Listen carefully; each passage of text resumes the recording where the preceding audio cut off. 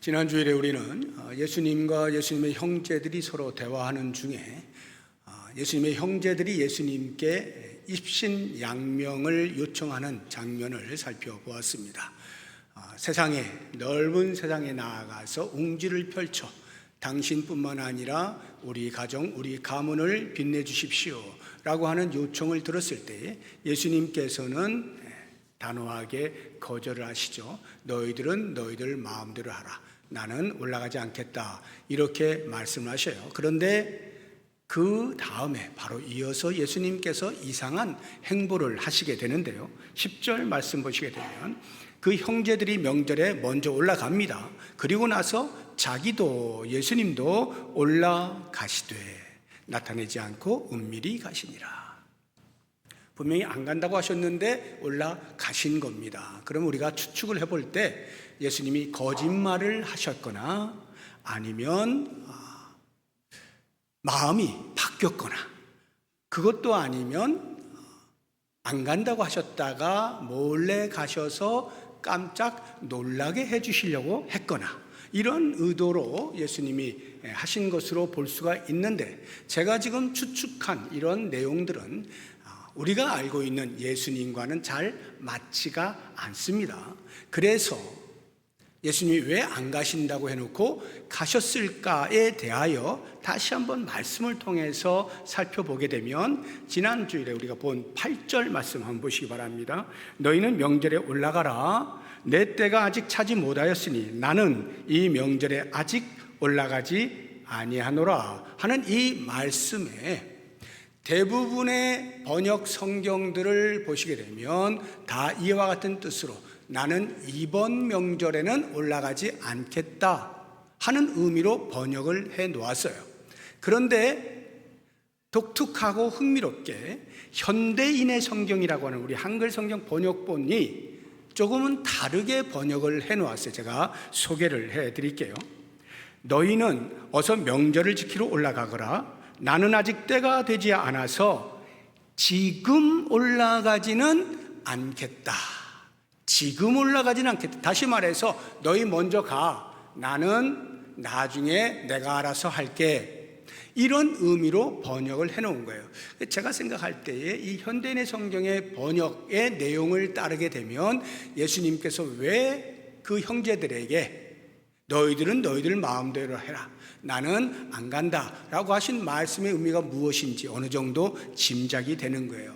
그래서 예수님은 그들을 먼저 보내놓고 당신 혼자 은밀하게 가시게 된 거죠. 그러면 왜 예수님이 함께 가지 아니하시고 혼자 은밀히 가셨을까 생각해 보면 우리 금방 알 수가 있어요. 지난주에 우리 본 것처럼 유대인들이 예수님을 죽이려고 혈안이 되어 있잖아요. 그러니까 괜히 같이 우르르 갔다가 불필요한 충돌을 일으키고 싶지 않으신 거죠. 왜냐하면 예수님은 아직 잡혀서 돌아가실 때가 아니었기 때문에 그렇습니다.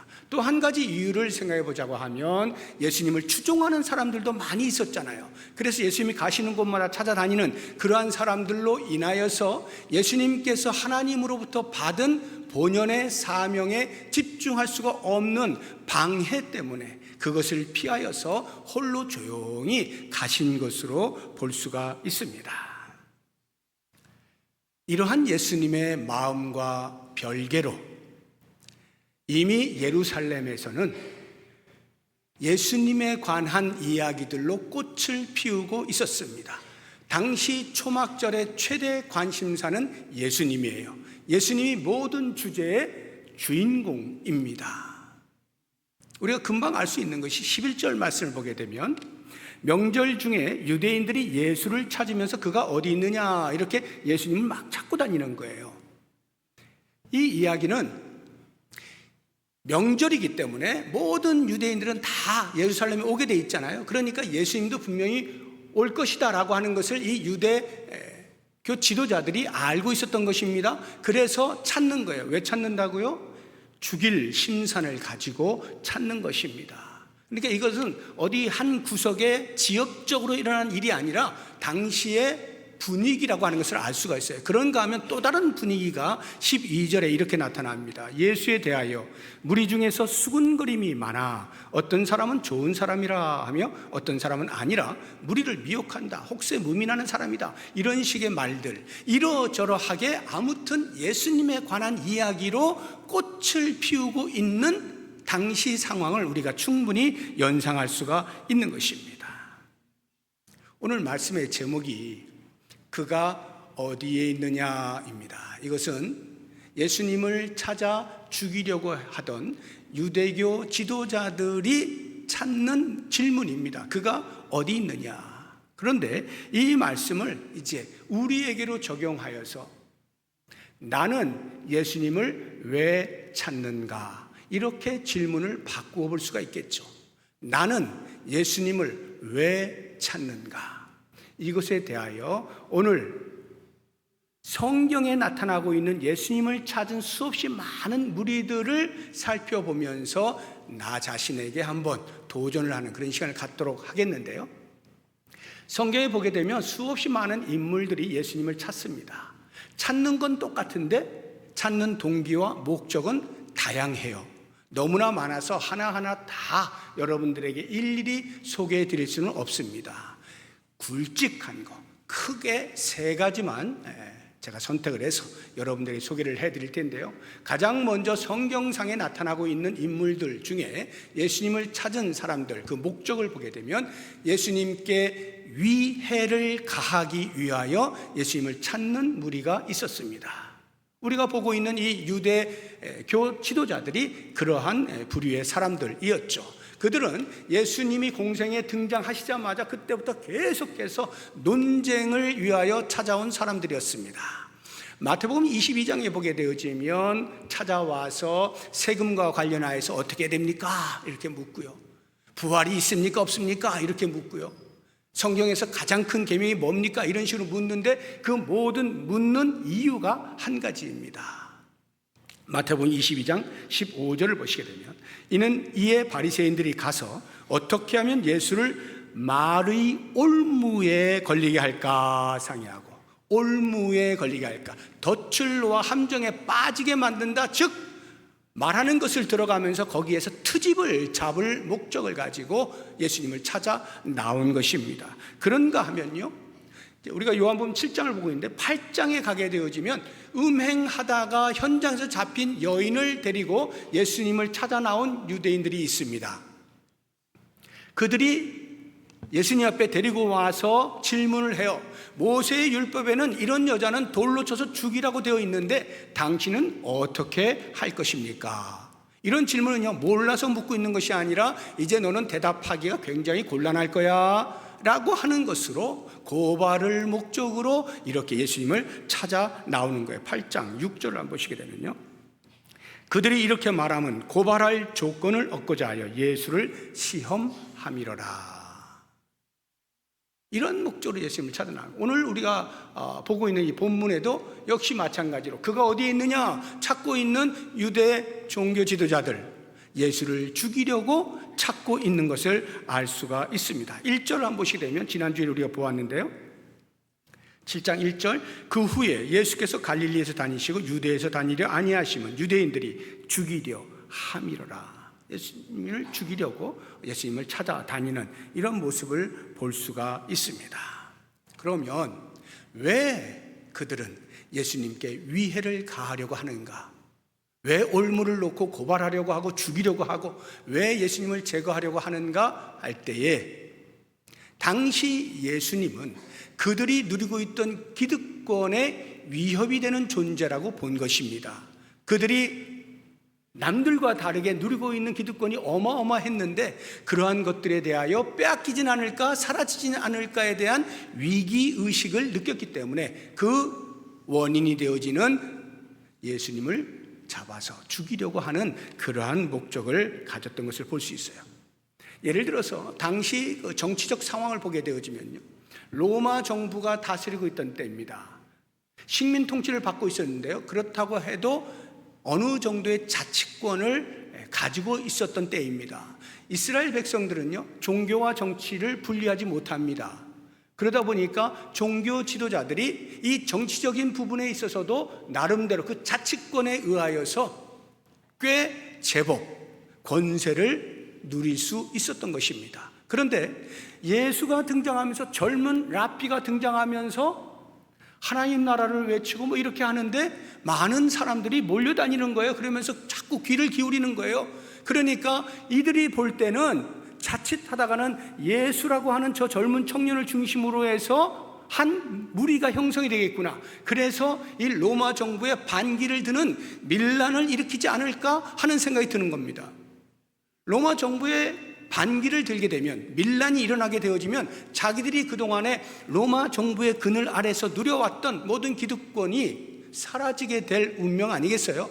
로마 정부가 가만 놔둘 리가 없잖아요. 그럼 힘으로 밀어붙일 텐데, 그렇다고 하면 어느 누구를 막론하고 전부 다 로마 정부의 소나기에 잡으려고 할 테니까 자기들이 누렸던 기득권이 사라지게 되죠. 이런 위협을 느끼게 된 거예요. 경제적으로도 마찬가지예요. 예수님께서 성전에 들어가시잖아요. 그리고 돈 바꾸는 사람들의 상을 다 뒤엎으시고 양을 팔고 새를 팔고 하는 이런 사람들 전부 다 채찍으로 만들어 다 쫓아내지 않습니까? 이 종교 지도자들이 그러한 것으로 하나님께 제사 드린다라고 하는 명목하에 수없이 많은 재산을 갈취해 왔는데, 축적해 왔는데, 이런 행동들 자기들에게 위협이 될 수밖에 없는 거죠. 그 무엇에 우선하여서 종교적으로 도저히 용납할 수가 없는 거예요. 유대교의 기반을 흔드는 거예요. 예수님께서는 나타나셔서 당신이 하나님의 아들이다, 내가 하나님이다, 이렇게 말씀을 하시고, 그들이 그렇게나 중요하게 여기는 안식일 부분에 있어서도 안식일을 위반하고도 그냥 버젓이 다른 이야기 하시고, 자기들을 가리켜서 독사의 자식들아 독서를 퍼붓는 이러한 모습들, 그냥 놔두었다가는 큰일 나겠는 거예요. 이 예수를 통해서 예수가 가르치고 있는 하나님 나라, 새로운 예수 공동체, 이러한 것이 자기들이 신봉해왔던, 오랜 세월에 신봉해왔던 유대교의 기반을 흔드는 것이 되니까 이런 부분에서 용납할 수가 없었던 거예요. 빨리 찾아서 제거를 할 수밖에 없었던 거죠. 여기까지는 이해가 됩니다. 예수님을 찾아 나온 그들의 목적이 눈에 보이거든요. 그런데 경천동지할 일이 있어요. 예수님의 최측근이라 할 수 있는 12제자 가운데 한 사람인 가룟 유다가 예수님을 찾아 나오는데 엉뚱한 목적을 가지고 예수님을 찾아 나와요. 어떻게요? 예수님을 팔아 넘기는, 스승을 인신매매하려고 하는 이러한 목적으로 찾아 나오는 것입니다. 가룟 유다는요, 3년 또는 3년 6개월 동안에 예수님을 열심히 따라다녔습니다.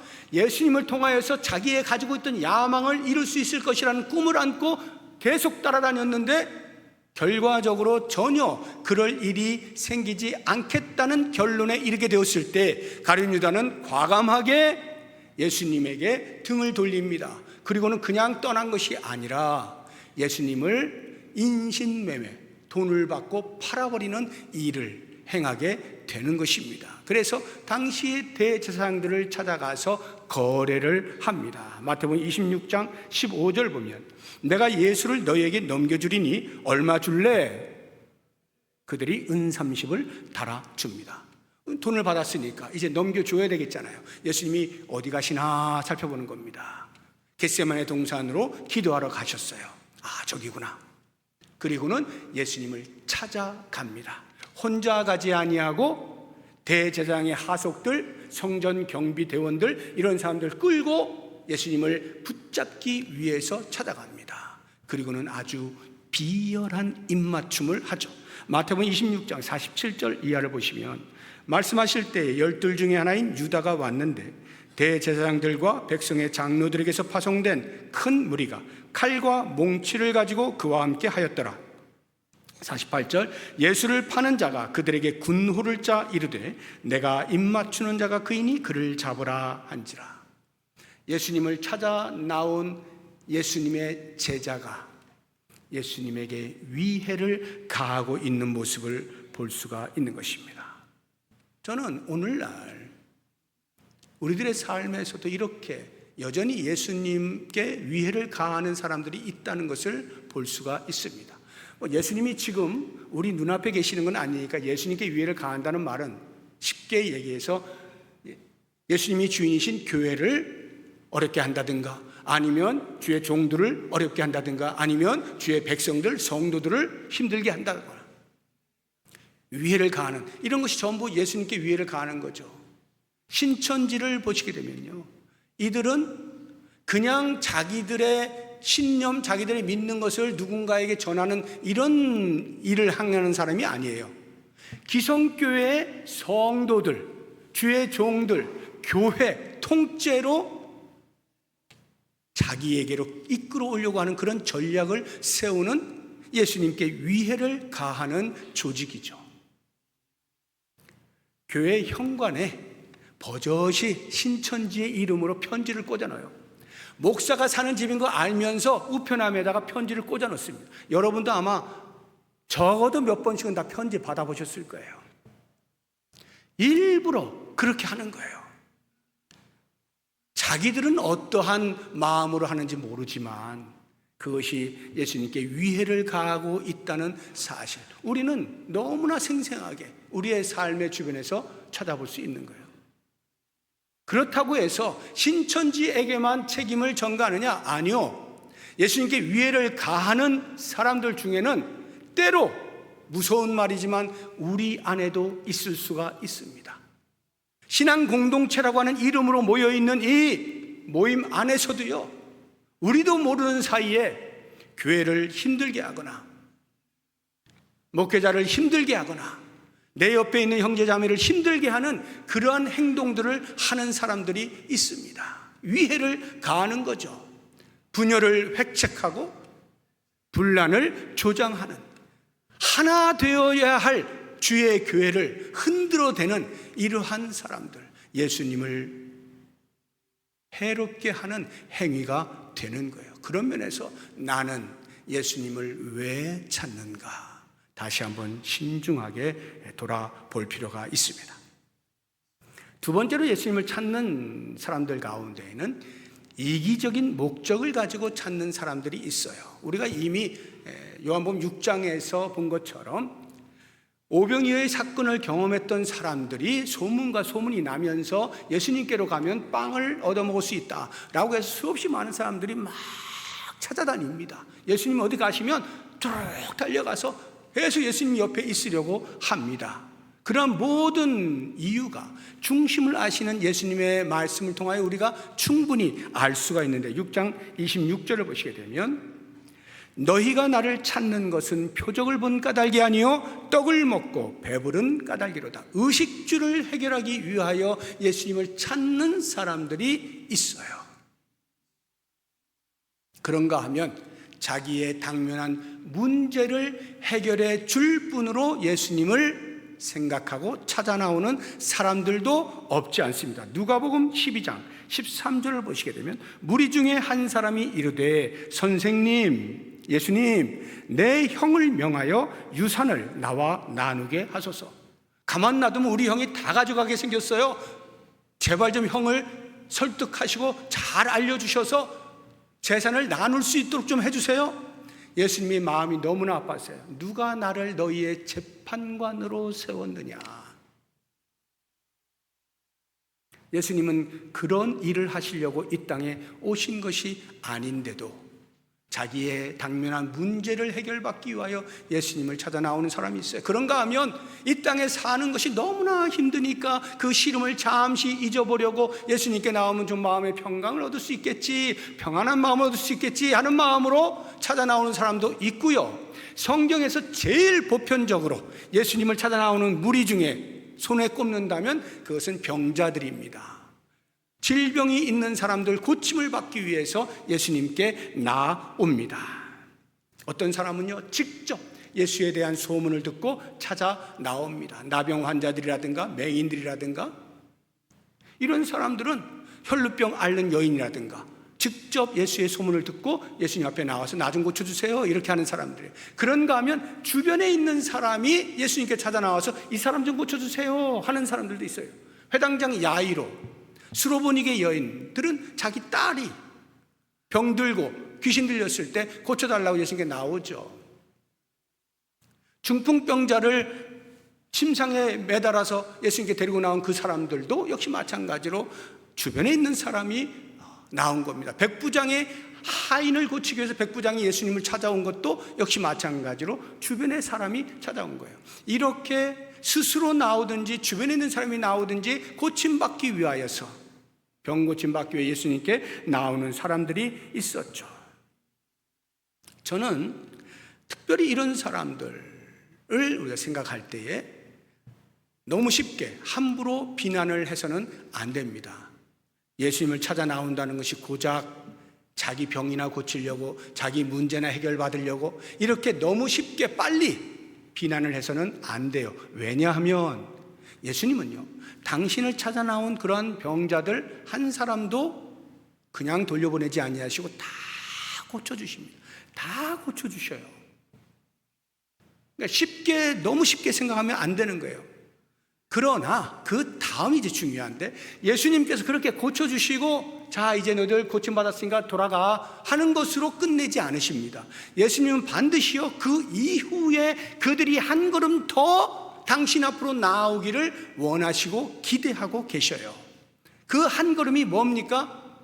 육체의 질병뿐만이 아니라 영혼의 질병이 고침받기를 위하여 나에게 간구해야 된다. 내가 너희들의 영적 질병을 고치기 위해 이 땅에 온 사람이야. 이것을 알기를 원하셨던 거예요. 한 걸음 더 나오기를 원하는 겁니다.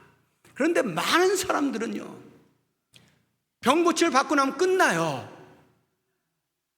당장에 나에게 말할 수 없는 큰 기쁨이 생겼잖아요. 그러니까 동네 방네 뛰어다니면서 나 고침받았다라고는 하는데, 정작 잠시 살다가는 이 땅에서는 고침받아 건강하게 살는지 몰라도 이제 죽고 나서 영원히 살게 되어질 그 시간들 속에서 내가 어떻게 살 것인가에 대한 아무런 생각도 하지 못한 채 바보처럼 영벌에 처하는 그런 어리석음을 행하는 모습을 예수님이 볼 수가 없기 때문에, 얘들아, 나는 너희들에게 영생을 주기 위해서 왔어. 너희의 영적인 문제에 대하여 심각하게 생각하고 나에게 간구해라, 이렇게 말씀하시는 거예요. 그래서 누가복음 보게 되면요, 예수님이 한 마을을 지나가실 때 멀리서 10명의 나병 환자가 예수님 우리 좀 고쳐주세요 이렇게 합니다.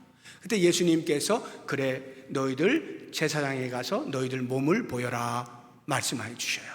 당시에 나병이라고 하는 것은요, 하나님의 저주를 받아서 생긴 질병으로 보았기 때문에 깨끗하게 고쳐졌는지 안 고쳐졌는지의 확인을 병원 가서 하는 것이 아니라 제사장에게 가서 허락을 받는 거예요. 그래서 제사장이 보고 하나님의 저주에서부터 자유롭게 되었다, 이걸 선포를 하면 이제 그때로부터 일반인들과 같이 공동체 생활을 할 수가 있게 된 거예요. 그런데 그들이 예수님께서 제사장에 가서 너희들 몸을 보여라고 하는 말씀에 그대로 믿고 순종하여 갑니다. 그런데 가는 길에 자기들의 몸을 보니까 다 나았어요. 나병이 없어진 거예요. 어떻게 됐을까요? 상상 난리가 났겠죠.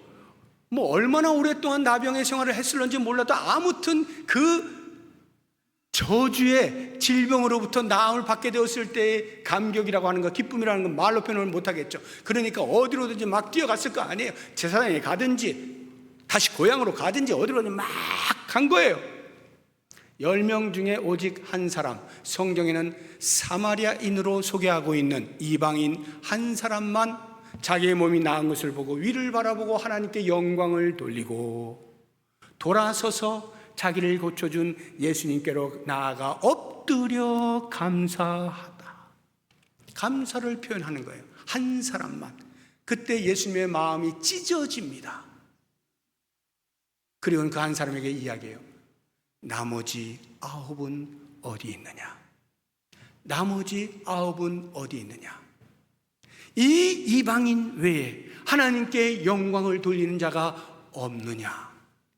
안타까운 말씀을 하시면서 돌아온 그 한 사람에게 놀라운 선물을 주십니다. 누가복음 17장 19절인데요. 그에게 이르시되 일어나 가라. 내 믿음이 너를 구원하였느니라. 구원의 은혜를 베풀어 주시는 거예요. 그 9명은요, 육체의 질병은 나았는지 몰라도 영적 질병으로부터 자유롭지 못해 결국에는 영벌에 빠질 수밖에 없었겠죠. 오직 한 사람만이 구원의 은혜를 입게 되어진 것입니다.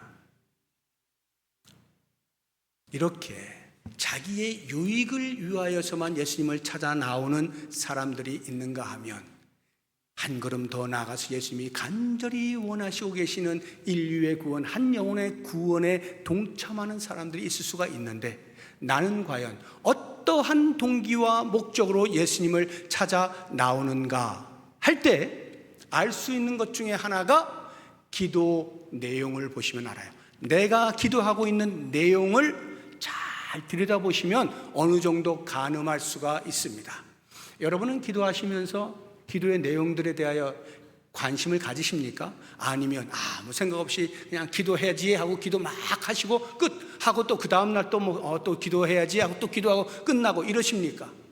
나는 무엇을 놓고 기도하고 있는지 한번 살펴보세요. 기도 내용을 보시게 되면 나는 미숙한 자리에 머물러 있는지 아니면 성숙한 신앙으로 영생을 추구하며 살아가고 있는지를 알 수가 있어요.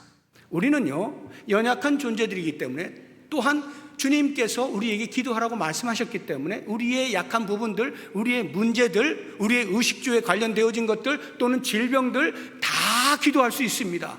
당연히 기도할 수 있어요. 그런데 그것으로만 끝나는 인생이라면 우리는 다시 한번 돌아봐야 돼요. 내 기도의 제목 속에 하나님 건강하게 해주세요, 하나님 내 자녀 잘 되게 해주세요, 하나님 내 사업 잘 되게 해주세요, 하나님 나 지금 이런 어려움이 있어요, 이거 빨리 해결해 주세요, 이런 것으로만 가득 차 있다라고 한다면 이것은 자기 유익을 위하여 예수님을 찾는 것과 다름이 없어요. 그러면 어떤 사람이 진정으로 성숙한 믿음을 가지고 예수님을 찾는 것이냐? 이런 사람이죠. 열심히 기도합니다. 하나님, 제가 지금 이런 문제가 있는데요, 너무나 힘들어요. 지금 왜 나에게만 이런 고난이 있는 거예요? 막 기도하는데 하나님께서 답을 안 주시네. 계속 어려움 가운데 처해 있네요. 또 질병 속에 그대로 있네요. 그럴 때 그리 아니하실지라도 감사해요. 주님 뜻을 믿기 때문이죠. 이 고백을 할 수 있는지를 보시면 돼요. 그리 아니하실지라도 내가 생각하는 때, 내가 생각하는 방법, 내가 생각하는 내용으로 하나님께서 응답하지 아니하실 때, 그리하지 아니하실지라도 저는 감사합니다. 왜냐? 주님의 뜻을 내가 믿기 때문입니다. 신뢰하기 때문입니다. 모든 것이 합력하여 선을 이루게 하실 주님을 내가 신뢰합니다. 지금 당장 내 눈앞에 내가 원하는 바가 손에 잡히지 않는다 하더라도 나를 향하신 주님의 뜻을 내가 신뢰하기에 그리 아니하실지라도 감사해요 하면서 계속해서 예수님을 찾아 나올 수 있다면 그 사람은 참 믿음을 가진 사람이라 할 수 있을 것입니다. 마지막 우리가 세 번째로 예수님을 찾아 나오는 사람을 보게 되면 구원을 위하여 찾아 나오는 사람이 있어요.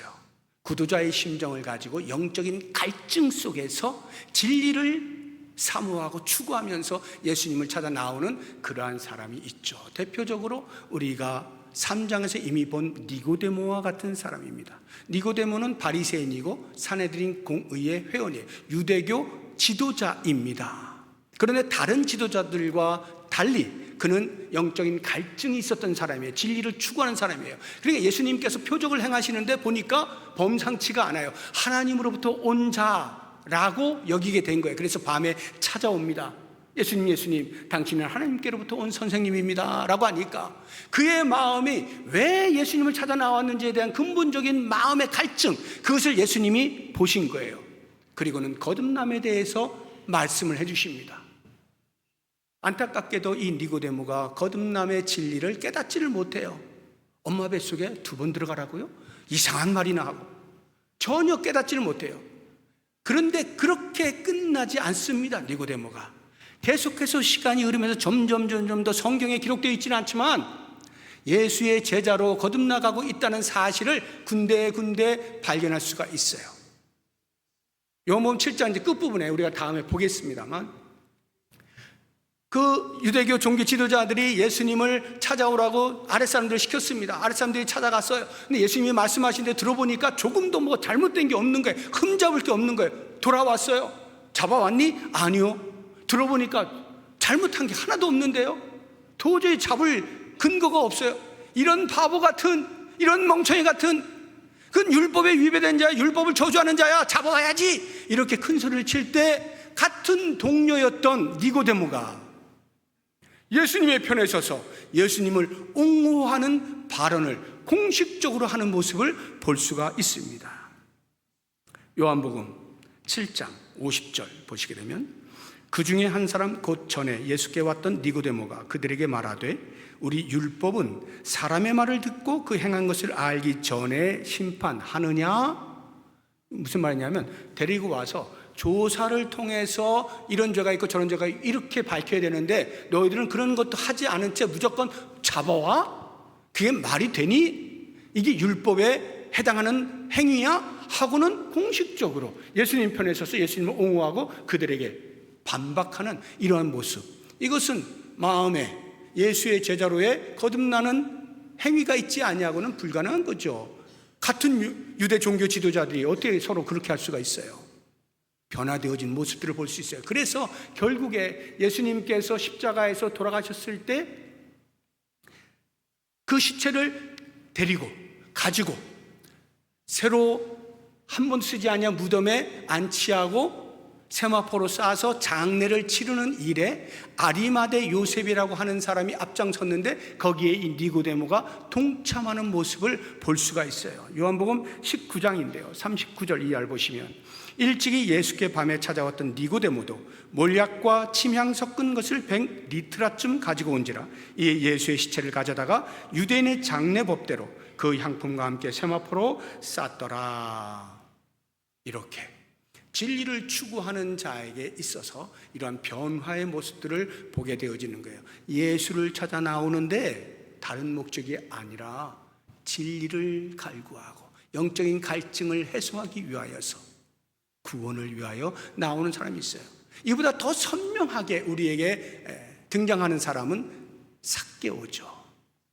삭개오는 당시 세리였어요. 세리는요, 자기 민족의 피를 빨아먹는 사람이에요. 그래서 동족으로부터 비난을 한 몸에 받고 있던 직종에 있는 사람이에요. 그런 사람이 비록 그런 일을 하고는 있었을지라도 그의 마음속에는 끊임없이 영적인 갈증이 있었던 거예요. 어떻게 하면 내가 구원받을 수 있을까?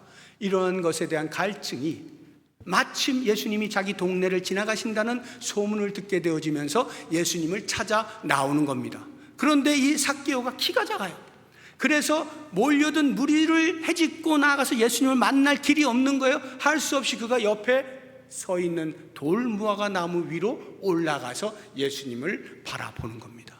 그때 예수님이 삭개오를 발견하죠. 이 삭개오가 과연 영적으로 그러한 갈증이 있었던 사람인가, 아니면 그냥 예수님 소문이 하도 나니까 어떤 사람인가 단순한 호기심으로 쳐다보는 사람이었는지 어떻게 알 수 있나요? 그 다음을 보시면 알아요. 예수님께서 그 삭개오를 바라보시고, 삭개오야 내려와라, 내가 오늘 너희 집에서 하룻밤 자야 되겠어. 그랬더니 이 삭개오가 엉거주춤한 것이 아니고 즉각적으로 기뻐서 뛰어내려와 예수님을 영접하여 자기 집으로 모시고 간 겁니다. 그리고는 예수님이 별 말씀을 하지 않으셨어요. 그런데 삭개오가 지레, 예수님, 제가 이런 사람이었습니다. 저 때문에 고생한 사람 많고 저 때문에 눈물 흘린 사람 많이 있었어요. 그 사람들 위해서 내가 다 갚아줄게 하고는 자기의 잘못을 회개할 뿐만 아니라 회개에 합당한 열매를 약속하는 모습을 볼 수가 있습니다. 누가복음 19장 8절인데요 삭개오가 서서 주께 여짜오되 주여 보시옵소서 내 소유의 절반을 가난한 자들에게 주겠사오며 만일 누구의 것을 속여 빼앗은 일이 있으면 네 갑절이나 갚겠습니다. 이렇게 단호한 결단을 하는 것을 볼 수 있어요. 그때 예수님께서 어떻게 하셔요? 그 행위 때문에 구원을 선포하신 것이 아니라 이미 그의 마음 가운데 절박한 심정으로 구원을 바라고 있는 그 구도자의 심정을 아시고 그에게 구원을 선포하시죠. 그 다음 절 보시게 되면 9절에 예수께서 이르시되 오늘 구원이 이 집에 이르렀으니 이 사람도 아브라함의 자손이미로다. 영적인 갈증을 가지고 예수님을 찾잖아요.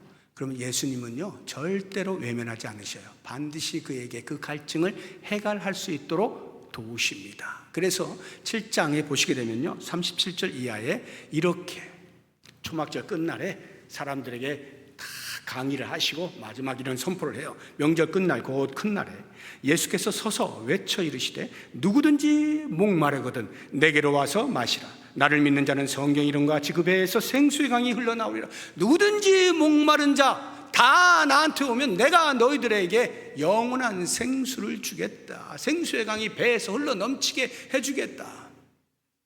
이런 말씀하시는 거예요. 예수님께 나오는 자, 구원을 위하여 영적인 갈증의 해결을 위하여 나오는 자 반드시 구원의 은혜를 입게 되어 있는 것입니다. 그래서 이제 제가 대표적으로 성경의 인물들 가운데에서 세 부류의 사람들을 소개를 했는데요. 결론의 말씀으로 우리는 이미 예수님을 믿어 구원에 이른 사람들이잖아요. 그럼 예수를 믿어 구원에 이른 사람이라고 하는 전제 속에서 우리는 여전히 예수님을 찾는 행위가 있죠. 어떠한 목적으로 어떠한 동기로 예수님을 찾는가 이렇게 한번 적용을 해보죠.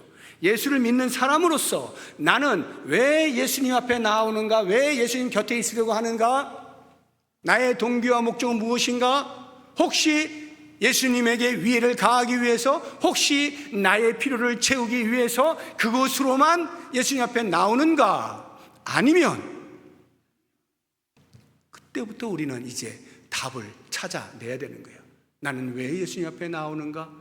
예수님께서 우리에게 베푸신 구원의 즐거움을 계속하여 주 안에서 누리기 위하여, 때로 우리가 범죄하였을 때 죄사함의 은혜를 얻기 위하여, 실패하고 낙심 중에 좌절하고 있을 때 다시 믿음의 용기를 불어넣어 주시는 예수님 앞으로 나아오는 것이고, 주님 제가 여기 있습니다, 말씀하십시오, 말씀에 따라 순종하겠습니다, 주님의 뜻이 무엇인지 뜻을 따라 살겠습니다, 살피기 위하여 예수님 앞으로 나오는 것. 예수님이 나를 구원하여 주셨으니 말할 수 없는 은혜 감사합니다. 이제 내가 나의 몸을 주를 위해 드리겠습니다. 나는 먹든지 마시든지 무엇을 하든지 주의 영광을 위하여 하겠습니다. 내가 살아도 주를 위하여, 죽어도 주를 위하여 살고 죽겠습니다. 주님 앞에 헌신을 고백하고 결단하기 위하여 주 앞에 나오는 것, 이것이야말로 우리가 참 믿음을 가진, 성숙한 믿음을 가진 사람이 보여야 할 모습이 아닐까요?